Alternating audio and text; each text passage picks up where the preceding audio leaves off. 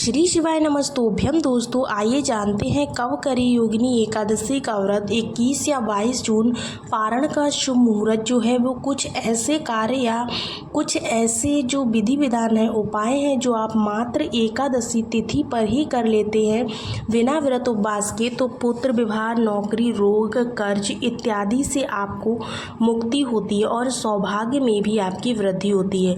कुछ कार्य एकादशी तिथि पर कभी न करें। ध्यान से सुनिएगा कब, कैसे, किस स्वरूप में आपको व्रत उपवास करना है।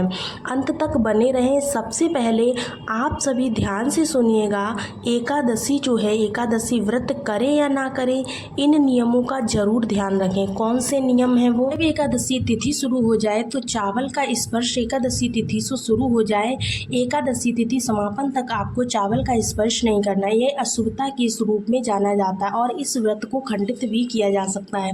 बिना व्रत के भी आप एकादशी तिथि शुरू हो जाए और समापन तक चावल को स्पर्श ना करें। प्रभु की पूजा में भी आप तिल का प्रयोग, गेहूं का प्रयोग ही करें। पहला ये ध्यान रखें। दूसरा, आप सभी को घर की डीप क्लीनिंग जो है, बहुत अधिक झाड़ू पोछा नहीं करना है एकादशी तिथि पर। इससे जो है सूक्ष्म जीव जंतु की मृत्यु का भय लगा रहता है, इससे आपका व्रत खंडित हो सकता है। तो घर के जाले पोछा अधिक जो भी डीप क्लीनिंग आप करते हैं ना, वो एकादशी के दिन मत कीजिएगा, उससे पहले कर लीजिएगा, तभी आपको उत्तम फलों की प्राप्ति होगी। इसके बाद तीसरे स्थान पर आता है, आप सभी को बहुत सुंदर, श्रेष्ठ और अद्भुत स्वरूप में इस बात का ध्यान रखना है कि एकादशी तिथि पर आपको बाल नहीं धोने हैं। दोस्तों, आप धो रहे हैं तो आप किसी भी शैम्पू का इस्तेमाल मत करिए, साबुन का इस्तेमाल मत करिए। एक दिन पहले ही आप साबुन शैम्पू का इस्तेमाल कर लीजिए। एकादशी तिथि पर सिर्फ आप सिर जो है बालों को धोइएगा। इसके बाद एकादशी तिथि कब से कब तक है, तो ध्यान से सुने।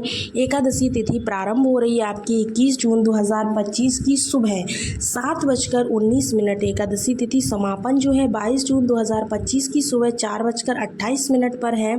इस बार 2 दिन की एकादशी हो रही है, 21 और 22 जून को। तो ऐसे में जो खाटू श्याम जी के मंदिर है और अन्य मंदिरों में 21 जून को उदय तिथि मान्यता अनुसार व्रत कर रहे हैं लोग, परंतु शास्त्र प्रमाण कहता है कि 10वीं युक्त एकादशी अर्थात 21 जून की एकादशी ज़्यादा शुभ और श्रेष्ठ नहीं है, जबकि 22 जून की एकादशी त्रिपुष्कर योग में सुंदर स्वरूप में हमें प्राप्त हो रही है और द्वादशी मिश्रित एकादशी करना ज़्यादा शुभ होता है और श्रेष्ठ रहता है।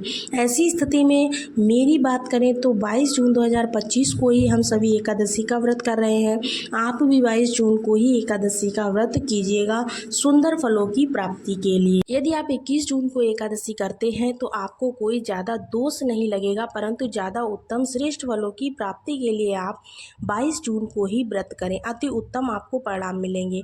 अब भोजन का त्याग कब से कब तक करें, संभव हो तो 21 और 22 दोनों दिन आप फलाहार करें तो अति उत्तम है, परंतु ऐसी स्थिति नहीं है तो 22 जून को व्रत करें और 22 जून को सात्विक भोजन अपनी क्षमता शक्ति सामर्थ्य अनुसार करें। चाहे तो सिर्फ फलाहार करें, चाहे तो आप जो है अन्न ग्रहण कर सकते हैं, इच्छा आपकी है, परंतु चावल दोनों तिथियों पर आप अवॉइड करेंगे। इस चीज़ का आपको विशेष ध्यान रखना है। जब आप सभी को कैसे नियम लेना है, ध्यान से सुने, अंत तक बने रहें। आप सभी को 22 तारीख को व्रत करना है। जितना संभव हो श्रेष्ठ स्वरूप में फलों की प्राप्ति के लिए आप 22 जून का ही व्रत करेंगे। 10वीं युक्त एकादशी राक्षसी प्रवृत्ति को बढ़ाने वाली होती है, इस कारण से 21 जून को व्रत करना उतना श्रेष्ठ नहीं होगा। संभव हो तो 22 जून को ही आप द्वादशी मिश्रित, त्रयोदशी मिश्रित एकादशी व्रत करें और 3 तिथि का आपको फल मिलेगा। एक तो एकादशी, दूसरी द्वादशी और शाम से त्रयोदशी भी शुरू हो जाएगी, तो बहुत ही सुंदर है, इसके परिणाम मिलेंगे। अब जो भक्त 21 जून को व्रत करेंगे वह 22 जून को अपने व्रत को खोलेंगे दोपहर 1:47 से 4:35 के आसपास। तो आप सभी 21 जून को जो व्रत करेंगे, 22 जून को थोड़ा लंबा समय आपको मिल रहा है, इस समय में आप व्रत को खोलिएगा। थोड़ा हरिवासर का इसमें ध्यान रखें और द्वादशी तिथि को भी ध्यान में रखा जाए, उसी के आधार पर आप यह तिथि निकाली गई है। अब जो भक्तजन 22 जून को व्रत करेंगे और 23 जून की सुबह 5:23 से आपको 8 बजे तक अपने व्रत को खोल लेना लेना है। भक्तजनों, अगर आप 22 जून को व्रत करते हैं तो आपको व्रत खोलने में बड़ी आसानी और सुविधा रहेगी, कोई दिक्कत नहीं रहेगी। अगर आप 22 जून को व्रत करते हैं तो पारण का भी सुबह सुबह समय मिल जाएगा और त्रिपुष्कर योग में भी दुर्लभ संयोग होने जा रहा है और द्वादशी मिश्रित एकादशी का फल जो है अद्भुत शास्त्रों में कहा गया है। इस तरह से ये जानकारी थी।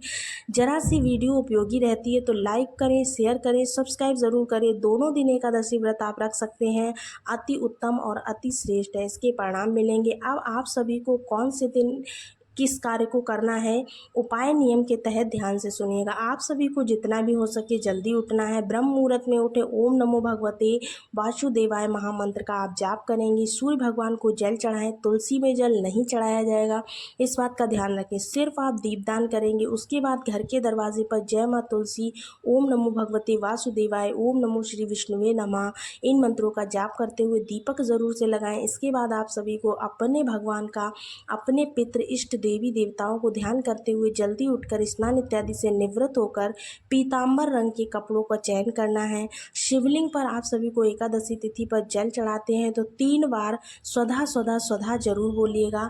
जल के लोटे में चाहे तो गंगा जल डाल सकते हैं, कच्चा दूध डाल सकते हैं, ये इच्छा आपकी है कि आप क्या चीज़ उस लोटे में डालना चाहते हैं। इस तरह से आपको शिवलिंग पर जल चढ़ाना है।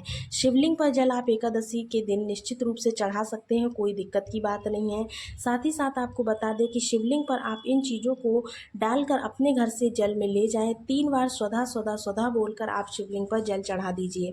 कहा जाता है कि इस दिन आप अगर व्रत करके महादेव श्री नारायण की स्तुति कर लेते हैं तो आप कई ब्राह्मण भोज का फल प्राप्त कर लेते हैं। अर्थात ब्राह्मणों को आप जो दान करते हैं ना, पूजा पाठ करते हैं, ब्राह्मण पूजा कराते हैं, ब्राह्मण भोज कराते हैं, उसका फल योगिनी एकादशी के व्रत को करने से मिल जाता है। तो आप सभी श्री नारायण के विग्रह स्वरूप को शंख में कच्चा दूध भर के तुलसी पत्र डालकर अगर स्नान कराते हैं तो आपका भूत भविष्य वर्तमान बहुत सुखद होगा और निश्चित रूप से कार्य सिद्ध हो जाएंगे। तो ये 2 कार्य आप जरूर करें। तीसरा, आप सभी को आवश्यक रूप से इस दिन पीपल वृक्ष की पूजा करनी चाहिए। आप सभी जानते होंगे जो भक्तजन 22 जून को व्रत करेंगे वह 23 जून को अपने व्रत का पारण करेंगे। जो 23 जून को सोमवार का दिन है तो अति उत्तम है, इसके परिणाम मिलेंगे। तो पीपल पूजा करें, दीपदान करें और साथ ही साथ केले के वृक्ष की भी पूजा करें, अति उत्तम रहेगा। इसके साथ ही साथ गौ माता को आप रोटी खिलाएं, वह भी बहुत सुंदर और सुखद कहा गया है। तुलसी पत्र बिना श्री नारायण कोई भी पूजा पाठ स्वीकार नहीं करते हैं तो तुलसी पत्र आप जरूर से भोजन में शामिल करें। भगवान जी की पूजा में तुलसी पत्र रखकर प्रभु की आराधना करें। ओम नमो भगवते वासुदेवाय महामंत्र का जाप करें। गीता का, विष्णु का सहस्त्र नाम का पाठ करें। ओम नमो भगवते वासुदेवाय महामंत्र की 1 माला का जाप करें। दिन भर कम बोलें, आप भगवान के समक्ष रहें, प्रभु चिंतन में अपना समय बिताएं। कष्ट, संकट, पीड़ा अपने आप मिट जाएंगे। हरि चिंतन करें, भजन करें, ध्यान करें। अन्य दिनों की अपेक्षा एकादशी तिथि के दिन भगवान का सुंदर श्री चंदन अर्थात तुलसी की लकड़ी को घिस करके हरि चंदन बनाकर भगवान को, श्री नारायण के विग्रह स्वरूप को अगर आप लगाते हैं तो आपकी पूजा पाठ सबसे ज़्यादा शुभ मानी जाती है। एकादशी पर श्री नारायण का श्रृंगार जरूर से करना चाहिए, इससे बहुत अच्छे परिणाम देखने को मिलते हैं। साथ ही साथ आप तुलसी की सूखी लकड़ी का एक दीपक बना करके उसमें घी भर करके तुलसी की लकड़ी को अच्छी तरह से बाती का स्वरूप दे करके आप उस तुलसी दीपक को आप जला सकते हैं। अगर आप ये वाला उपाय देखना चाहते हैं तो डिस्क्रिप्शन में जाकर लिंक में देख सकते हैं। आपके पास कलावा होगा, वह कलावा लपेट करके आपको तुलसी की लकड़ी को अच्छे से बांध लेना है। बांधने के बाद इसको दीपक को प्रज्वलित करना है, इससे आपको यज्ञ हवन का फल मिलता है। एकादशी तिथि पारण जब करें तब एक समय भोजन पंडित ब्राह्मण को ज़रूर से कराएं। होप सो आज की वीडियो की सभी जानकारी आपको बहुत अच्छे से समझ में आई होगी। अगर समझ में आई है तो वीडियो को एक लाइक ज़रूर कीजिएगा। मिलते हैं अगले वीडियो में, तब तक के लिए सभी भक्तों को राधे राधे। श्री शिवाय नमस्तोभ्यम।